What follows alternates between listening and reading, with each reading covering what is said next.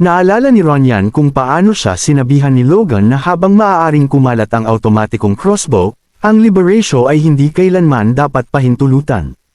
Nagkagulo ang mga tao sa paligid tungkol sa pagsabog, at nakita ni Ronyan ang pagtaas ng apoy sa langit.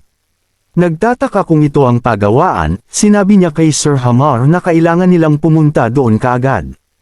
Isang sundalo ang tumakbo papalapit at tinawag siyang Young Master.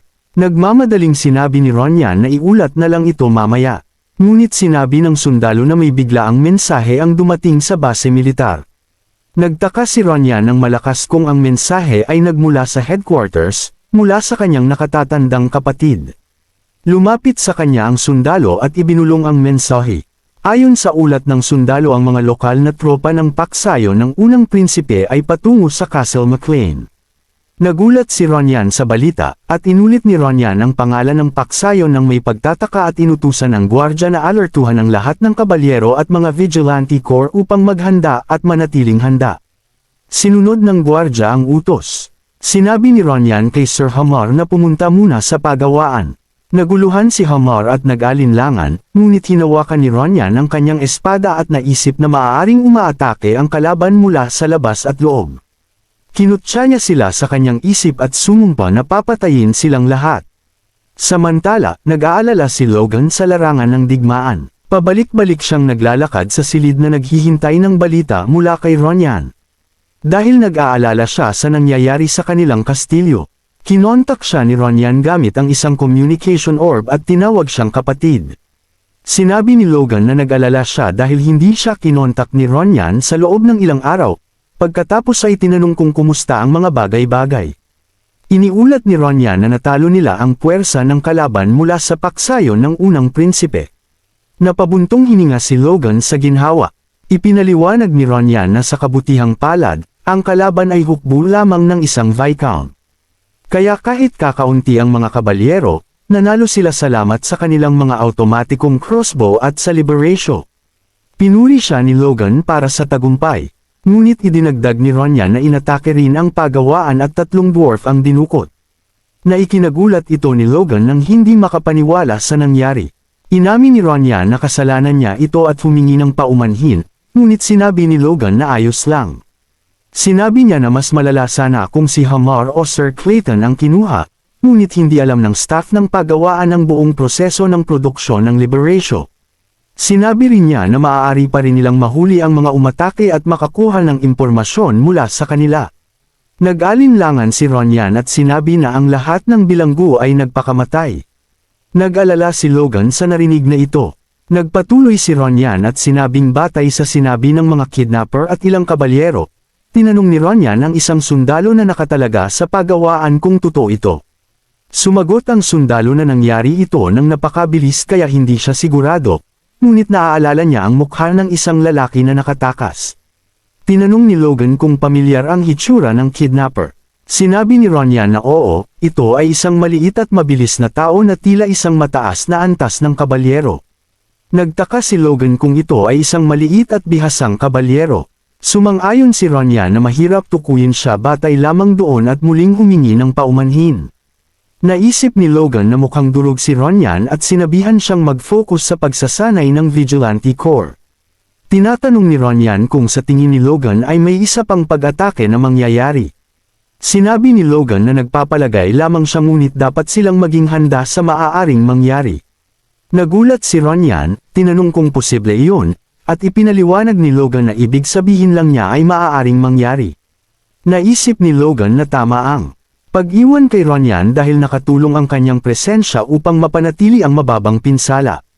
Naniniwala siya na ang pag-atake sa kanilang mga bagong sandata at ang pag-atake ng paksayo ng unang prinsipe sa kanilang pangunahing kastilyo ay maaaring bahagi ng plano ni Juan. Dahil nangyari ito ng magkasabay, bulong ni Ronyan na masyado nang humahaba ang gyera.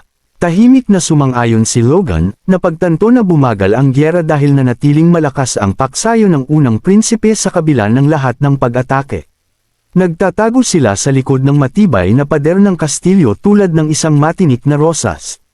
Matapos sirain ng mga McLean ang lahat ng ruta ng supply sa malapit, umatras ang kalaban sa Harren Castle at ginawa itong kanilang base. Dahil hindi na sila makaka-atras pa, inilagay nila ang lahat ng kanilang puwersa sa pagtatanggol sa kastilyo na iyon. Nagtaka si Logan kung ano ang maaaring mangyari kung may manggahas na isakripisyo ang kanilang buhay para sa isang pag-atake. Naisip niya na kung ang kastilyo na lubhang binabantayan ay magpakita ng kahinaan, maaaring matapos ng mabilis ang gyera. Ngunit walang gustong gumawa ng ganoong sakripisyo, kahit si Val Thurman. Ilang araw ang lumipas, sa isang command meeting, hinampas ni Bifrost ang kanyang kamay sa mesa at inangkin ni Bifrost na nagbigay ang mga McLean ng huwad na blueprint ng pampasabog kay kanyang kamahalan.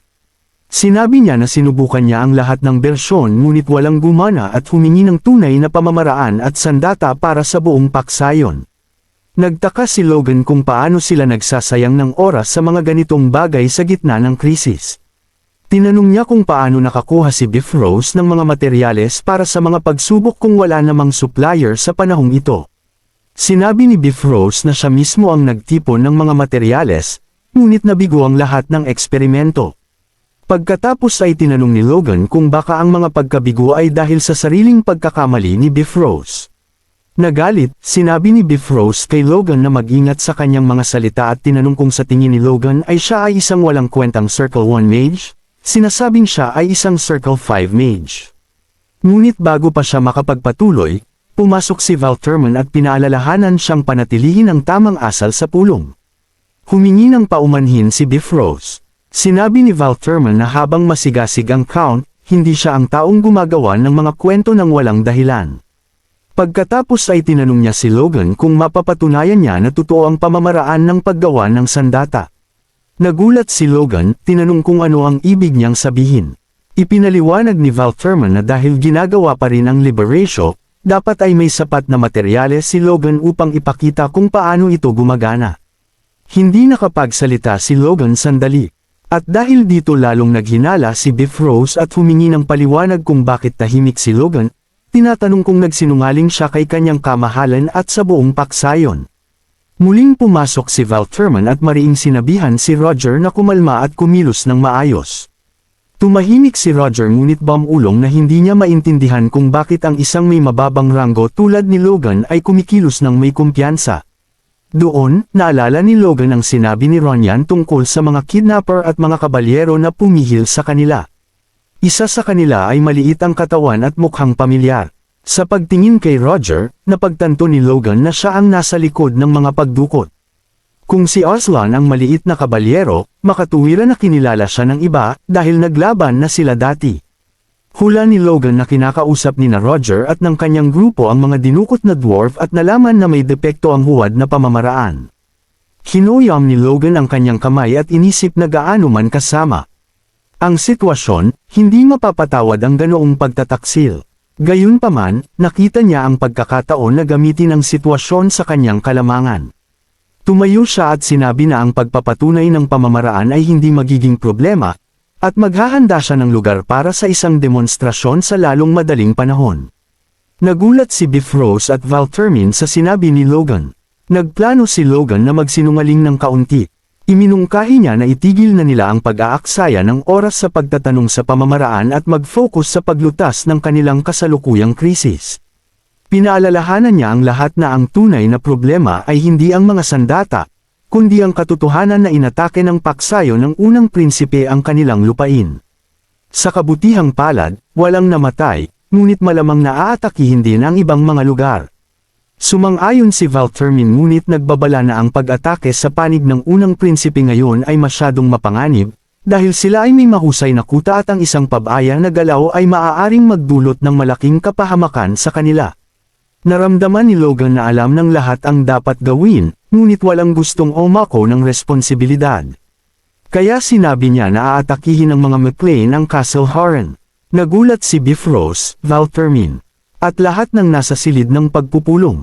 Kumpiyansang sinabi ni Logan na nagpasya siyang pasanin ang pasanin mismo, dahil naniniwalang ang paggawa nito ay maaaring wakasan ang mahabang gyera.